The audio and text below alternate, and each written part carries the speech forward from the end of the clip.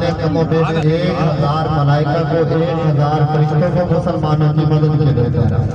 جبل ملائکہ آپ نے سارے راستے میں جو پہاڑ دیکھے تھے پتھر کے بڑے بڑے پہاڑ تھے، ادھر بھی آپ نے جو پہاڑ دیکھے بڑے بڑے پتھر کے پہاڑ چاروں طرف، وہ جبل ملائکہ کا جو پہاڑ ہے وہ پہاڑ بھی پتھر کا تھا، لیکن ملائکہ کے اترنے کی وجہ سے وہ پتھر کا پہاڑ ریزہ ریزہ ہو گیا، ریت کا بن گیا۔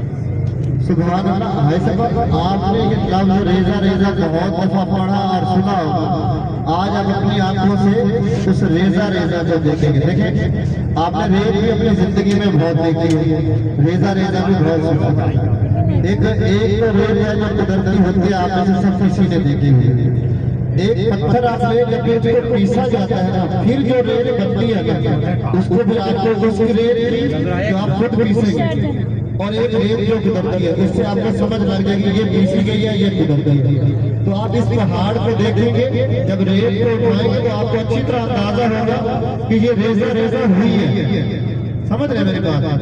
تو ایسے بات انشاءاللہ ہم وہاں جائیں گے جبل ملائکہ پر۔ ایک بات سمجھ لیں کہ جبل ملائکہ کا یہ جو پہاڑ ہے فرشتوں کے اترنے کی وجہ سے یہ پتھر کا پہاڑ ریت کا بنا۔